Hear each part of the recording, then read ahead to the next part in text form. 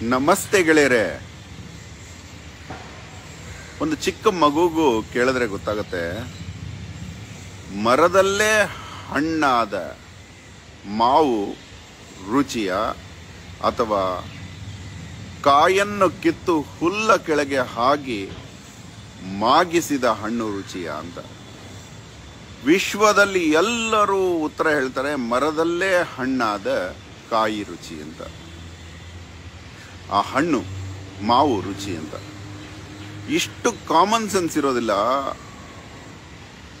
ವೈದ್ಯರುಗಳು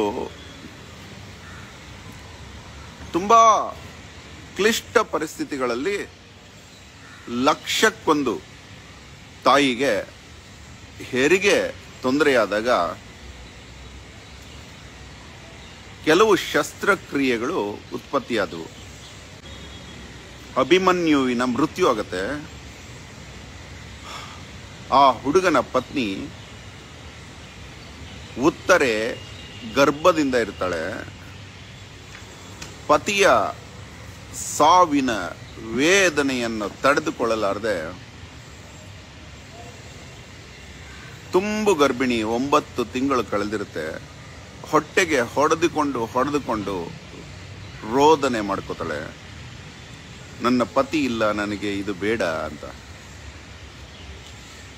ಅಥವಾ ಏನು ದುಃಖ ಅನ್ನೋ ಗೊತ್ತಿಲ್ಲ. ಅಂತಹ ಸಂದರ್ಭದಲ್ಲಿ ರಕ್ತಸ್ರಾವವಾಗುತ್ತೆ.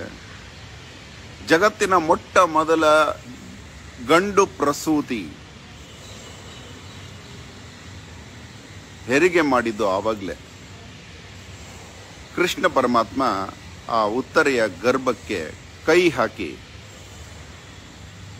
ಪರೀಕ್ಷೆ ಮಾಡಿ ಮಗು ಜೀವಂತ ಇದೆ ಎಂದು ತಿಳಿದುಕೊಂಡು, ಇನ್ನು ಕೆಲವು ಗ್ರಂಥಗಳ ಪ್ರಕಾರ ಮರಣಿಸಿದ ಮಗುವಿಗೆ ಜೀವ ಕೊಟ್ಟ ಕೃಷ್ಣ ಅಂತ ಹೇಳ್ತಾರೆ. ಆ ಮಗುವನ್ನ ಸುಲಭ ಹೆರಿಗೆ ಮಾಡಿಸ್ತಾರೆ ಕೃಷ್ಣ. ಪರೀಕ್ಷೆ ಮಾಡಿ ಹುಟ್ಟಿದ್ದ ಕಾರಣ ಆ ಮಗುವಿಗೆ ಪರೀಕ್ಷಿತ ಮಹಾರಾಜ ಅಂತ ಹೆಸರಿಡ್ತಾರೆ. ಅದಕ್ಕೆ ಇವತ್ತಿಗೂ ಅಮೆರಿಕಾದ ಕೆಲವು ಹೆರಿಗೆ ಡಿಪಾರ್ಟ್ಮೆಂಟ್ಸ್ ಅಲ್ಲಿ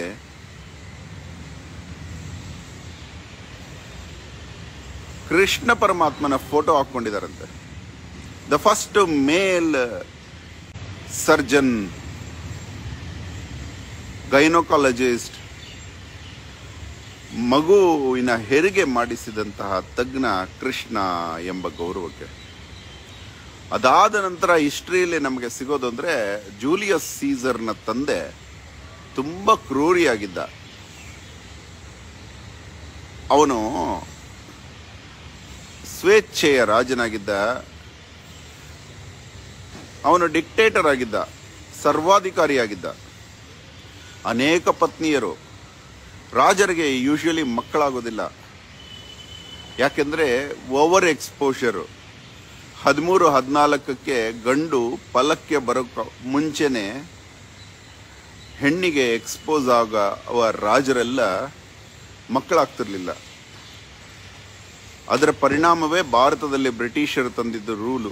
ಈ ರಾಜರುಗಳು ಚಿಕ್ಕ ವಯಸ್ಸಿಗೆ ಎಕ್ಸ್ಪೋಸ್ ಆಗಿ ಗಂಡು ತನ್ನ ಬಲಿಯದೇನೆ ತಾವೇ ಬಲಿ ಆಗ್ಬಿಡ್ತಾರೆ.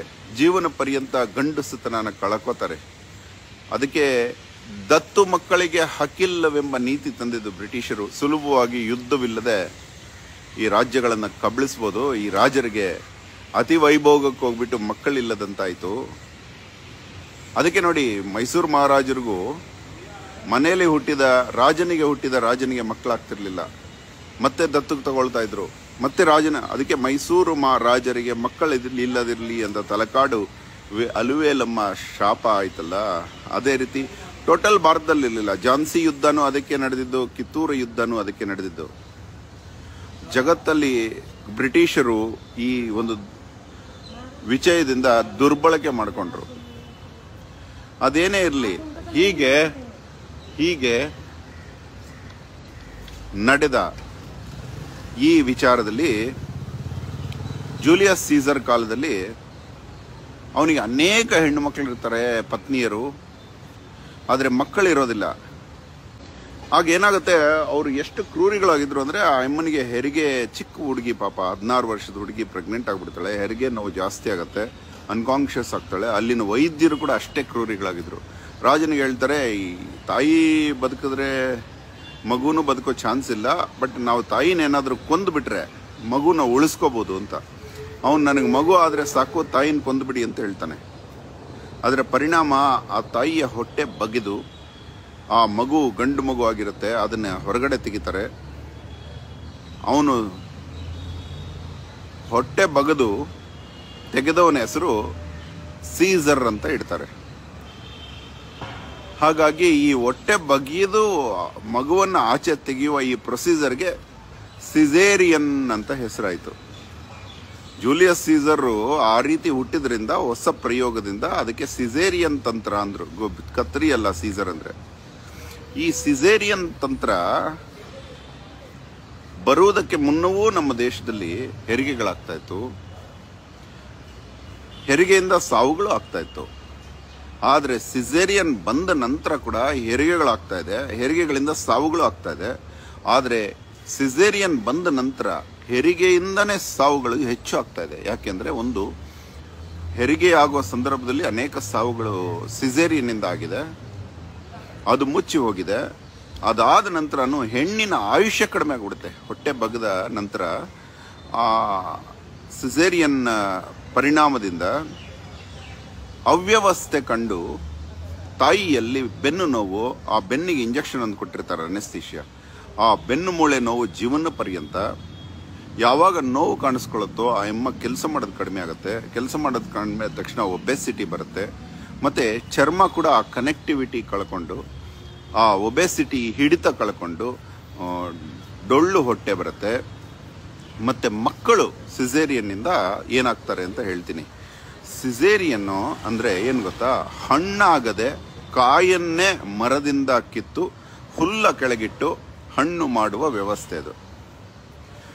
ಅಂದರೆ ಸಿಸೇರಿಯನ್ನು ಯಾವಾಗ ತಾಯಿಯ ಹೊಟ್ಟೆಯನ್ನ ಬಗೆದು ಇವರು ಮಗುನ ಆಚೆ ತೆಗಿತಾರೋ, ತುಂಬ ಜನ ಹೆಣ್ಣು ಮಕ್ಕಳಿಗೆ ಹಾಲು ಬರೋದಿಲ್ಲ. ಯಾಕಂದರೆ ಹಾಲು ಬರುವ ಗ್ರಂಥಿಗಳು ಅಮೆರಿಕನ್ನರ ಪ್ರಕಾರ ಮಗು ಹುಟ್ಟುವ ದ್ವಾರದಲ್ಲಿ, ತಾಯಿಯ ಹುಟ್ಟುವ ದ್ವಾರದಲ್ಲಿ ಯೋನಿಯಲ್ಲಿ ಹರಿದು ಬರುವಾಗ ಅಲ್ಲಿ ಅದರ ಸ್ವಿಚಸ್ ಇರುತ್ತಂತೆ. ಅಂದರೆ ಅಲ್ಲಿ ಅದರ ಕನೆಕ್ಟಿವಿಟಿ ಇರುತ್ತೆ. ಯಾವಾಗ ಮಗು ಆಚೆ ಬಂತು ಅಂದ ತಕ್ಷಣ ಇಲ್ಲಿ ಹಾಲು ಉತ್ಪತ್ತಿ ಆಗುತ್ತೆ ತಾಯಿಗೆ. ಆ ಕನೆಕ್ಟಿವಿಟಿ ನೋಡಿ ಎಷ್ಟು ಚೆನ್ನಾಗಿದೆ ದೇವ್ರದ್ದು. ಅದನ್ನು ಸೈನ್ಸ್ನವ್ರು ಹೇಳಿದ್ದು. ಇದನ್ನು ಗರ್ಭೋಪನಿಷತ್ತಲ್ಲಿ ಪಿಪ್ಪಿಲಾದ ಋಷಿಗಳು ಹೇಳಿದ್ದಾರೆ. ಈ ಪಿಪ್ಪಿಲಾದ ಋಷಿಗಳು ಹೇಳಿದ್ದು ನೀವು ನಂಬೋದಿಲ್ಲ ಬಿಡಿ, ಯಾಕಂದ್ರೆ ನಿಮಗೆ ವಿಜ್ಞಾನಿಗಳು ಹೇಳಿದ್ರೇನೆ ನಂಬೋದು. ಅದೇನೇ ಆಗಲಿ, ಆದರೂ ನಾವು ವಿಜ್ಞಾನಕ್ಕೆ ಒಂದು ಸಲ್ಯೂಟ್ ಹೊಡೆಯೋಣ. ಅಮೇರಿಕನ್ನಲ್ಲಿ 99.9% ನಾರ್ಮಲ್ ಡೆಲಿವರಿ ಆಗುತ್ತೆ. 0.1% ಕ್ರಿಟಿಕಲಲ್ಲಿ ಸಿಸೇರಿಯನ್ ಆದರೂ ಅದಕ್ಕೆ 100 ಪೇಜ್ ರಿಪೋರ್ಟ್ ಕೊಡಬೇಕು ಗೌರ್ಮೆಂಟಿಗೆ, ಯಾಕೆ ಸಿಸೇರಿಯನ್ ಮಾಡ್ತಿದ್ವಿ ಅಂತ. ಇದು 30 ವರ್ಷದ ಹಿಂದೆ ಸಿಸೇರಿಯನ್ ಹುಟ್ಟಿದಾಗ ಇದ್ದ ಪ್ರೊಸೀಜರ್. ಇವಾಗ ಏನಾಗಿದೆಯೋ ಗೊತ್ತಿಲ್ಲ. ಹಣ ಅನ್ನೋದು ಎಲ್ಲ ಕಡೆ ಆವರಿಸ್ತಾ ಇದೆ. ಹೀಗಿರುವಾಗ ಆ 100 ಪೇಜ್ ರಿಪೋರ್ಟ್ ಭಯಕ್ಕೆ ಡಾಕ್ಟರ್ಗಳು ಆದಷ್ಟು ನಾರ್ಮಲೇ ಮಾಡ್ತಿದ್ರು. ಮತ್ತೆ ಒಂದು ವೇಳೆ ಸಿಸೇರಿಯನ್ ಆದರೂ ಕೂಡ ಆ ಮಗುನ ಆರ್ಟಿಫಿಷಿಯಲ್ ಹೊಟ್ಟೆಗಳಲ್ಲಿ ಹಾಕಿ ಮತ್ತೆ ಮಗು ಹೊರಗೆ ಬರುವಂಗೆ ಮಾಡೋರು. ಆ ಮಗುವಿನಲ್ಲಿ ಎಲ್ಲ ಕ್ಲೀನ್ ಆಗಲಿ ಅಂತ ಆ ಹಿಂಡುವಿಕೆ ಅಂತಾರೆ. ಆಲ್ಮೋಸ್ಟ್ ಅರ್ಧ ಕಿಲೋ ಕಡಿಮೆ ಆಗಿಬಿಡುತ್ತೆ ಮಗು ಹುಟ್ಟುವ ಪ್ರೋಸೆಸ್ಸಲ್ಲಿ. ಆ ಹೊಟ್ಟೆಯಲ್ಲಿದ್ದ ವೆಯ್ಟ್ ಆಚೆ ಬಂದಾಗಿರಲ್ಲ. ಬೇಕಾದ್ರೆ ನೀವು ಸ್ಕ್ಯಾನಿಂಗ್ ಮಾಡಿ, ಸ್ಕ್ಯಾನಿಂಗ್ ಅವ್ರು ಹೇಳ್ತಾರೆ 4 ಕಿಲೋ ಇದೆ ಅಂತೆ, ಹೊರಗೆ ಬಂದರೆ 3.5 ಕಿಲೋ ಆಗಿರುತ್ತೆ. ಅಂದರೆ ಹಿಂಡುವುದು ಅಂತ. ಆ ಹಿಂಡಿದಾಗ ಆ ಮಗುವಿನಲ್ಲಿರುವ ಒಂದು ನೆಗೆಟಿವ್ ರಸಗಳೆಲ್ಲ ಆಚೆ ಬಂದ್ಬಿಡುತ್ತೆ, ಅನ್ವಾಂಟೆಡ್. ಅದು ಜೀವ ಕಳೆ ತುಂಬಿಕೊಳ್ಳುತ್ತೆ ಮಗುಲಿ. ಇದು ದೇವರು ಅರ್ಥವಿಲ್ಲದೆ ಮಾಡಿಲ್ಲ. ಹೆರಿಗೆ ನೋವು ಎನ್ನುವ ಭಯ ಇಟ್ಕೊಂಡು ಜನ ಹೆರಿಗೆ ನೋವು ಅನ್ನೋ ಭಯ ಬೆಳೆಸಿ ನೋವು ತಡೆಯೋದಕ್ಕೆ ತಾಯಿನೇ ನಮಗೆ ಸಿಸೇರಿಯನ್ ಮಾಡಿ ಅಂತ ಹೇಳೋ ಥರ ಮಾಡಿ,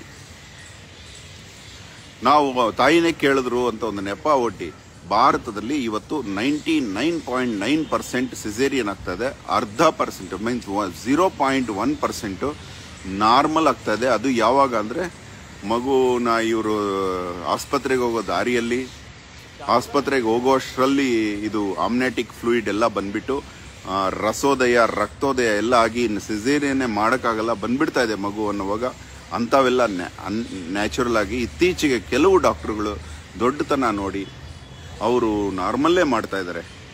ಇದು ಒಂದು ಈ ಸಿಸೇರಿಯನ್ಗೆ ಒಂದು ಫೌಂಡೇಶನ್ ಕೊಟ್ಟೆ ನಿಮಗೆ. ಆದಷ್ಟು ಇನ್ನು ಸಿಸೇರಿಯನ್ನಲ್ಲಿ ಹುಟ್ಟಿದ ಮಗು ಯೂಶಲಿ ಪ್ರಾಬ್ಲಮ್ ಆಗುತ್ತೆ. ಏನಂದರೆ 10 ವರ್ಷದವರೆಗೂ ಬೆಡ್ ವೇಟ್ ಮಾಡ್ಕೊಳ್ಳುತ್ತೆ, ಅಂದರೆ ಬೆಡ್ಡಲ್ಲೇ ಉಚ್ಚೆ ಮಾಡ್ಕೊಳ್ಳೋದು. ಯಾಕಂದರೆ ಆ ಭಯ ಸಿಸೇರಿಯನ್ ಆದಾಗ ಇವರು ಕಟ್ ಮಾಡುವಾಗ ಒಳಗಡೆ ಇರೋ ಮಗು ಭಯ ಬಿದ್ದುಬಿಡುತ್ತೆ, ಏನೋ ಆಗ್ತಾ ಇದೆ ನನ್ನ ಮೇಲೆ, ಅಟ್ಯಾಕ್ ಆಗ್ತಾ ಇದೆ ಅಂತ. ಅದರ ಬಗ್ಗೆನೂ ವೈಬ್ರೇಷನ್ಸ್ ಸ್ಟಡಿ ಮಾಡಿ ಅಮೇರಿಕಾದಲ್ಲಿ ಮಗುವಿನ ಮೇಲೆ ಆಗುವ ಪರಿಣಾಮ ಸಿಸೇರಿಯನ್ನಲ್ಲಿ ಆ ಭಯ ಸಾಯುವ ತನಕ ಹೋಗದಷ್ಟು ಭಯ ಉತ್ಪತ್ತಿ ಆಗುತ್ತೆ ಮಗುಲಿ. ಆ ಭಯದ ಪರಿಣಾಮ ಮಗು 10, 12, 20 ವರ್ಷದವರೆಗೂ ಬೆಡ್ಡಲ್ಲಿ ಉಚ್ಚೆ ಮಾಡ್ಕೊಳ್ಳೋಂಥ ವ್ಯವಸ್ಥೆ, ರಾತ್ರಿ ಅಳೋದು, ಮತ್ತು ಆಕ್ರಂದನ, ಕಿರ್ಚಾಡೋದು ಇವೆಲ್ಲ ಆಗತ್ತೆ. ಅನೇಕ ಸ್ವಾಭಾವಿಕ ಗುಣಗಳು ಸಿಸೇರಿಯನ್ನಿಂದ ಮಗುವಿಗೆ ಬರೋದಿಲ್ಲ. ಫಾರ್ ಎಕ್ಸಾಂಪಲು ನಿಮಗೆ ಹೇಳಿದ್ದೀನಿ ಈ ಕಥೆ ಎಲ್ಲ.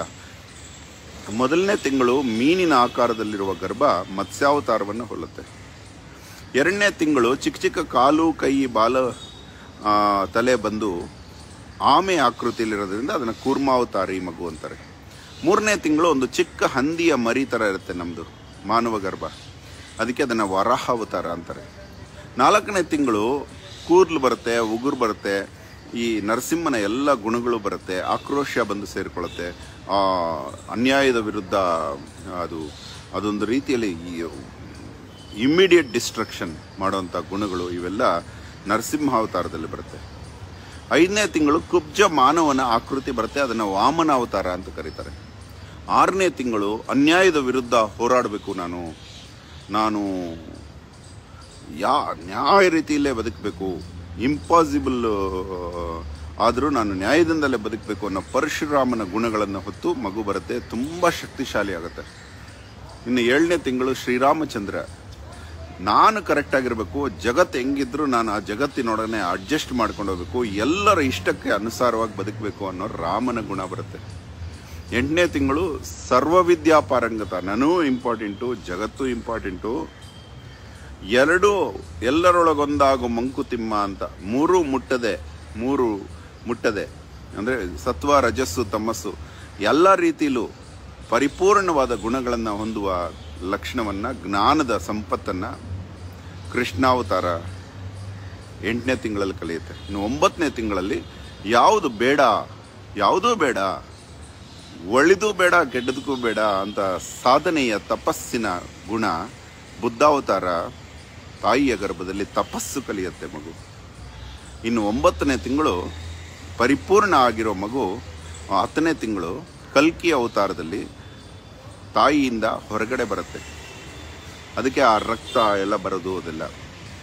ಹೀಗೆ ಬರುವಾಗ ಏನಾಗುತ್ತೆ, 9ನೇ ತಿಂಗಳು ಯಾವುದು ಮಾಡಬಾರ್ದು ಅಂತ ಕಲಿತಾ ಇರುತ್ತೆ, ಯಾವುದಕ್ಕೆ ಹೆದರಬೇಕು, ಯಾವುದಕ್ಕೆ ಹೆದರಬಾರ್ದು, ಯಾವುದು ಜೀವ ತೆಗೆದುಕೊಳ್ಳುತ್ತೆ, ಇದನ್ನು ಕಲಿತಾ ಇರುತ್ತೆ 9ನೇ ತಿಂಗಳು ತಾಯಿ ಗರ್ಭದಲ್ಲಿ. ಆ ಟೈಮಲ್ಲಿ ಇವರು ಸಿಸೇರಿಯನ್ ಮಾಡಿಬಿಡ್ತಾರೆ. ಬೇರೆ ನರ್ಸಿಂಗ್ ಹೋಮ್ ಹೋಗ್ಬಿಟ್ರೆ ಇನ್ಕಮ್ ಹೊಟ್ಟೋಗುತ್ತೆ, ನಾನು ನಾಳೆ ಫಾರಿನ್ ಟೂರ್ ಹೋಗ್ಬಿಡ್ತೀನಿ, ಎಷ್ಟಾದರೆ ಅಷ್ಟು ನನ್ನ ಕೇಸಸ್ ಎಲ್ಲ ಕ್ಲಿಯರ್ ಮಾಡಬೇಡ ಇನ್ನೋ ಉದ್ದೇಶದಿಂದ ಎಲ್ಲರನ್ನೂ ಹೆದರಿಸಿ ಬೆದರಿಸಿ ಕರೆದುಬಿಟ್ಟು ಟೈಮ್ ಕೊಟ್ಟು ಅವರಿಷ್ಟ ಪ್ರಕಾರ ಸಿಸೇರಿಯನ್ ಮಾಡಿಬಿಡ್ತಾರೆ. ಆವಾಗ ತಾಯಿಯಿಂದ ನಿಮಗೆ ಇನ್ನೂ ಸುಲಭವಾಗಿ ಹೇಳ್ಬೇಕಂದ್ರೆ ಒಂದು ಮೊಬೈಲ್ ಇರುತ್ತೆ, ನಿಮ್ಮದು ಕಂಪ್ಯೂಟ್ರಿಗೆ ಕನೆಕ್ಟ್ ಮಾಡಿರ್ತೀರಿ, ಅಲ್ಲೊಂದು ಮೆಸೇಜ್ ಬರುತ್ತೆ, ಅರ್ಧದಲ್ಲಿ ವೈರ್ ತೆಗಿಬಿಡಿ, ಪೂರಾ ಮೊಬೈಲ್ ಎಲ್ಲ ಡಿಸ್ಟರ್ಬ್ ಆಗಿಬಿಡುತ್ತೆ, ಮತ್ತೆ ನಮಗೆ ಗೊತ್ತಿಲ್ಲ ಅಂತ ಒಂದು ಮೆಸೇಜ್ ಬರುತ್ತೆ.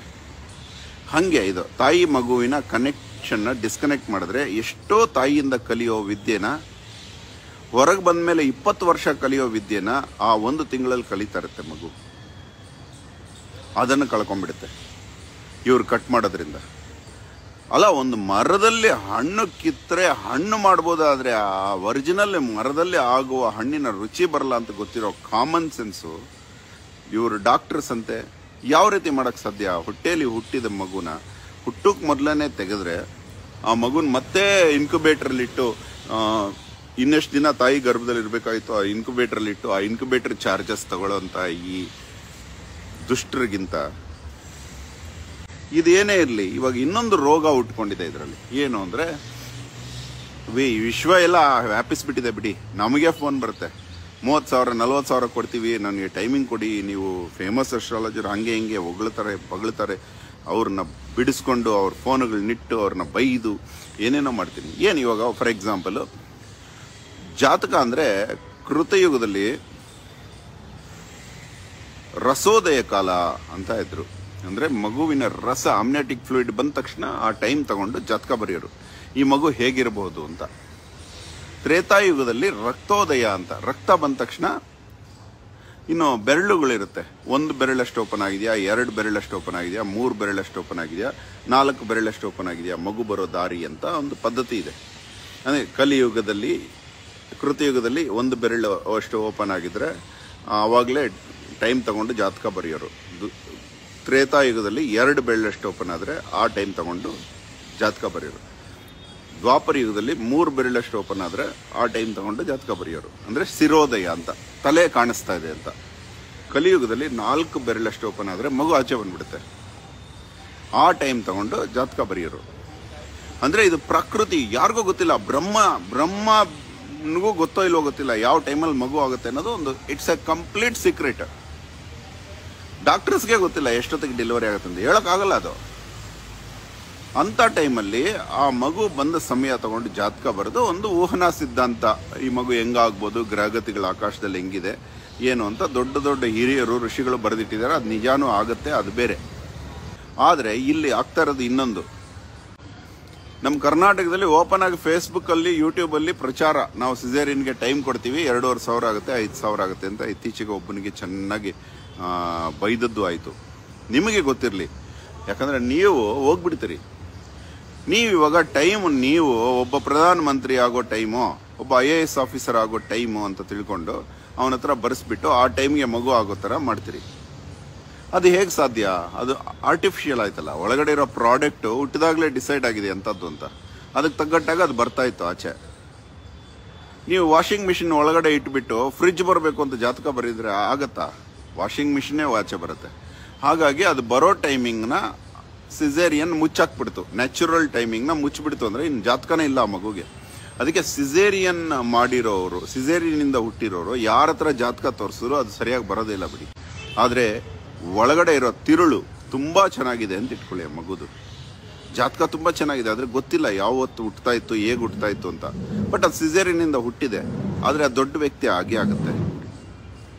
ತಿಳ್ಕೊಳ್ಳೋದು ಅಜ್ಞಾನ, ತಿಳಿದೇ ಇರೋದು ಜ್ಞಾನ. ತಿಳಿದಂತಿರುವುದು ಮಹಾಜ್ಞಾನ. ತಿಳಿದಂತೆ ಮಾತಾಡುವುದು ದುರ್ಗುಣ. ಅದು ಇವರು 2,500 ಕೊಡಿ, ನಾನು ಟೈಮ್ ಕೊಡ್ತೀನಿ, ನಿಮಗೆ ಒಳ್ಳೆ ಬೆಳ್ಳಗಿರೋ ಮಗು ಹುಟ್ಟುತ್ತೆ, ಒಳ್ಳೆ ಮಾತುಗಾರ ಆಗಿರೋ ಮಗು ಹುಟ್ಟುತ್ತೆ, ಬುದ್ಧಿವಂತ ಮಗು ಹುಟ್ಟುತ್ತೆ, ನಿಮಗೆ ಚೆಸ್ ಪ್ಲೇಯರ್ ಆಗಬೇಕಾ, ಅದಕ್ಕೆ ತಗ್ಗಟ್ಟಾಗಿ ಕೊಡ್ತೀವಿ ಅಂತ ಟೈಮಿಂಗ್ ಕೊಡ್ತಾನಂತ ಇವನು. ನೀವು ಇಂಥವ್ರಿಗೆ ಬಲಿ ಆಗಬೇಡಿ ಅಂತ ಹೇಳೋಕ್ಕೆ ಈ ಒಂದು ಲೈವ್ ಮಾಡ್ತಾ ಇರೋದು. ದಯವಿಟ್ಟು ನೀವು ಒಂದು ನಂಬಿ, ಅಮಾವಾಸ್ಯೆಗುಟ್ಲಿ, ಪೌರ್ಣಮಿಗುಟ್ಲಿ, ಮೂಲ ನಕ್ಷತ್ರದಲ್ಲಿ ಹುಟ್ಲಿ, ಆಶ್ಲೇಷಲ್ಲಿ ಹುಟ್ಲಿ, ಅದು ಹುಟ್ಟಬೇಕಾಗಿರೋ ಟೈಮಲ್ಲೇ ಹುಟ್ಟತ್ತೆ ಅನ್ನೋ ಡಿಸಿಷನ್ಗೆ ಬಂದ್ಬಿಡಿ. ಭಯ ಬೀಳ್ಬಿಡಿ, ಅಯ್ಯೋ ಇವತ್ತು ಅಮಾವಾಸ್ಯೆ ಮಗು ಆಗ್ಬಿಡುತ್ತೆ, ನಾಳೆ ಅಮಾವಾಸ್ಯೆ ಡಾಕ್ಟ್ರೆ ಮಗು ಆಗ್ಬಿಡುತ್ತೆ, ಇವತ್ತೇ ಡೆಲಿವರಿ ಮಾಡಿಬಿಡಿ, ಸಿಸೇರಿಯನ್ ಮಾಡಿಬಿಡಿ, ನಾವು ರಿಸ್ಕ್ ತೊಗೊಳಕ್ಕೆ ಇಷ್ಟ ಇಲ್ಲ, ಇವೆಲ್ಲ ಬಿಟ್ಬಿಡಿ. ಜಾತಕ ಗೀತಕ ಎಲ್ಲ ಮರ್ತು ಬಿಡಿ. ನ್ಯಾಚುರಲ್ ಆಗೋದು ಆಗ್ಬೇಕಷ್ಟೇ. ಅದು ಯಾವಾಗಾದ್ರೂ ಆಗೋಗ್ಲಿ, ಅದು ರಾವು ಕಾಲದಲ್ಲಿ ಆಗೋಗ್ಲಿ, ನಿಮ್ಗೆ ಯಾಕ್ರಿ? ಹುಟ್ಟೋ ಮಗುನ ದೇವರೇ ಕ್ರಿಯೇಟ್ ಮಾಡಿ ಕಳ್ಸಿರ್ತಾರೆ. ನೀವು ಒಳ್ಳೆ ಕೆಲಸ ಮಾಡಿದ್ರೆ ಒಳ್ಳೆ ಮಕ್ಕಳು ಹುಡ್ತಾರೆ, ಕೆಟ್ಟ ಕೆಲಸ ಮಾಡಿದ್ರೆ ಕೆಟ್ಟ ಮಕ್ಕಳು ಹುಡ್ತಾರೆ. ಹಣ್ಣಾದ ಮಕ್ಕಳು ಹುಟ್ಟಿದ್ರೆ, ತಾಯಿ ಗರ್ಭದಲ್ಲೇ ಹಣ್ಣಾದ ಮಕ್ಕಳು ತುಂಬು ಗರ್ಭ ಆಗಿ ತಮ್ಮಷ್ಟಕ್ಕೆ ತಾವೇ ತಾಯಿಯಿಂದ ಆಚೆ ಬಂದರೆ ಅಂಥ ಮಕ್ಕಳು ಕನ್ನಡಾಂಬೆಗೂ ಅದೇ ರೀತಿ ಪರಿಪೂರ್ಣ ಮಕ್ಕಳಾಗುತ್ತಾರೆ. ಅಂತಹ ಮಾವಿನ ಹಣ್ಣುಗಳನ್ನು ಕನ್ನಡಾಂಬೆ ಸವಿತಾಳೆ, ಭಾರತಾಂಬೆ ಸವಿತಾಳೆ, ಎಂಜಾಯ್ ಮಾಡ್ತಾಳೆ. ದೇವರಿಗೆ ಹಣ್ಣು, ಆ ನೈವೇದ್ಯಕ್ಕಿಟ್ಟ ಹಣ್ಣು ಹೇಗೆ ಚಂದ ಇರಬೇಕು ಅಂತ ಅನ್ಕೋತೀವೋ ಅದೇ ರೀತಿ ನಮಗೆ ಹುಟ್ಟೋ ಮಕ್ಕಳು ದೇವರಿಗೆ ನಾವು ನೈವೇದ್ಯ ಇಡಬೇಕಂತೆ. ಹಾಗೆ ನಿಮಗೆ ಶಕ್ತಿಶಾಲಿ ಮಕ್ಕಳು ಹುಟ್ಟಬೇಕು ಅಂದರೆ ಪೂರ್ಣ ಗರ್ಭ ಆಗಲಿ. ಸಂಗೊಳ್ಳಿ ರಾಯಣ್ಣ ಅಷ್ಟು ವೀರ ಹೆಂಗಾದ? 10-11 ತಿಂಗಳಿಗೆ ಹುಟ್ಟಿರೋ ಮಗು ಅದು, ಹೆಂಗಿರ್ಬೋದು ವೀರಾವೇಶ? ನಿಮಗೆ ಹೊಟ್ಟೆಯಲ್ಲಿ ಮಗು ಇದ್ದಾಗ ದುಃಖ ಇರಬಾರ್ದಂತೆ ತಾಯಿಗೆ, ಅದಕ್ಕೆ ಎಲ್ಲ ಬಯಸಿದ್ದೆಲ್ಲ ಕೊಡಿ ಅಂತಾರೆ. ದಯವಿಟ್ಟು ನಿಮಗೆ ಹೆಂಗೆ ಹೇಳಿ ನಾನು, ಕೃಷ್ಣದೇವರಾಯ ಅದಷ್ಟು ಕದೆ ಹುಟ್ಟೆವರೆಗೂ ಬಿಡಲಿಲ್ವಂತೆ ತಿಮ್ಮರಸು. ಯಾವುದೇ ಫೋರ್ಸ್ ಇಲ್ಲ, ಮುಹೂರ್ತ ನೋಡಲಿಲ್ಲ. ಹುಟ್ಟೋ ಮಗು ನಾವು ಮಾಡಿರೋ ಪುಣ್ಯ ಇದ್ರೆ ಒಳ್ಳೆ ಟೈಮಲ್ಲಿ ಹುಟ್ಟಲೇಬೇಕದು. ಇನ್ನು ಬೇರೆ ಅನೇಕ ಉದಾಹರಣೆಗಳು ಕೊಡ್ತೀನಿ ನಿಮಗೆ. ತುಂಬು ಗರ್ಭದಲ್ಲಿ ಹುಟ್ಟಿರೋ ಮಕ್ಕಳು ಅಲ್ಲಿ ಹುಟ್ಟಬೇಕಂಗೆ 10 ತಿಂಗಳು ಆರಾಮಾಗಿ ತಾಯಿ ಗರ್ಭದಲ್ಲಿ ಇರಬೇಕು.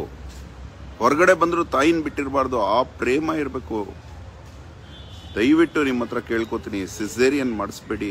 ಡಾಕ್ಟ್ರುಗಳನ್ನ ಅಲೆದಾಡಿ 9 ತಿಂಗಳು ದೇವರು ಟೈಮ್ ಕೊಟ್ಟಿದ್ದಾರೆ. ನಿಮ್ಮ ವೈಫ್ಗೆ ಡೆಲಿವರಿ ಆಗಬೇಕು ಅಂದರೆ ನೀವು ಅಟ್ಲೀಸ್ಟ್ ಹೊರಗಡೆ ರಿಸರ್ಚ್ ಮಾಡಿ. ಒಂದು ಹಕ್ಕಿ ಇದೆ, ಆ ಹಕ್ಕಿ ಪತ್ನಿಯನ್ನು ಪೊಟ್ರೆ ಒಳಗೆ ಬಿಟ್ಟು ಅದು ಆಚೆಯಿಂದ ಆಹಾರ ಸರಬರಾಜು ಮಾಡೋದು, ರಕ್ಷಣೆ ಮಾಡೋದು ಮಾಡುತ್ತೆ. ಹಂಗೆ ನೀವು ಗಂಡಸರು ನಿಮ್ಮ ಪತ್ನಿ ಡೆಲಿವರಿಗೆ ರೆಡಿ ಆದಾಗ 9 ತಿಂಗಳು ಟೈಮ್ ಪಾಸ್ ಮಾಡಬೇಡಿ.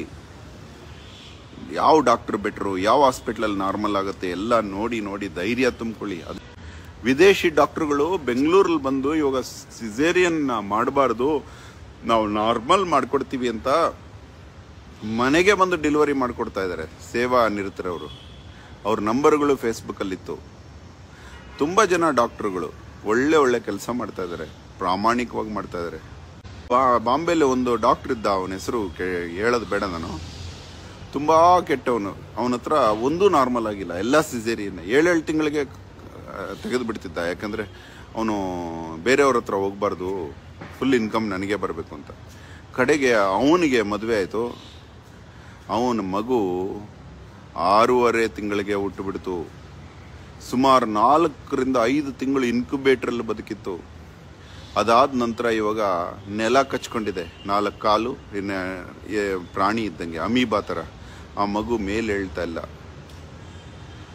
ನಿಮ್ಮ ಮಾತು ಕೇಳಬೇಕಾಗಿತ್ತು, ನಾನು ತಪ್ಪು ಮಾಡಿಬಿಟ್ಟೆ ಅಂತ ಹೇಳಿದ್ರು. ಇದು ನಾವೇನು ನಾವು ನಿಮಗೆ ತಪ್ಪು ಅಂತ ಹೇಳದೇ ಇದ್ರು ನಿಮಗೆ ಶಿಕ್ಷೆ ಆಗೇ ಆಗುತ್ತೆ ತಪ್ಪು ಮಾಡೋರಿಗೆ. ಆದರೆ ಆದರೂ ಅಹೋರಾತ್ರ ಯಾಕೆ ಹೇಳ್ತಾ ಇದ್ದಾನೆ ಅಂದರೆ, ಈ ಸಿಸ್ಟರ್ನ ರಕ್ಷಣೆ ಮಾಡೋದಕ್ಕೆ. ಈ ಸಿಸ್ಟರ್ ಇರ್ತಾರಲ್ಲ, ದುಷ್ಟರಿಗೆ ಶಿಕ್ಷಣೆ ಮಾಡೋದಿದ್ರು ದೇವ್ರು ಮಾಡ್ಕೋತಾರೆ ಶಿಕ್ಷಣೆ. ಬಟ್ ಈ ಜನ ಹೋಗಿ ಸಿಸೇರಿಯನ್ ಮಾಡಿಸ್ಕೋತಾರಲ್ಲ, ಅವ್ರನ್ನ ಕಾಪಾಡೋದು ನಮ್ಮ ಉದ್ದೇಶ ಆಗಿದೆ. ಏನಂತ ಹೇಳಿ, ತಪ್ಪು, ಈ ರೀತಿ ತಪ್ಪು ಮಾಡಬೇಡಿ. ನಾರ್ಮಲ್ ಆಗಬೇಕು ಅಂತ ನೀವು ಪೂಜಾ ಪುನಸ್ಕಾರಗಳು ಮಾಡಿದ್ರು ನಾರ್ಮಲ್ ಕೊಡಪ್ಪ ದೇವರು ಅಂತ ಕೇಳ್ಕೊಳ್ಳಿ. ಪಾಪ ಚೆನ್ನಾಗಿ ಹಾರ್ಡ್ ವರ್ಕ್ ಮಾಡಿ. ಒಳಿತಾಗಲಿ. ಧನ್ಯವಾದ. ಅಹೋರಾತ್ರ.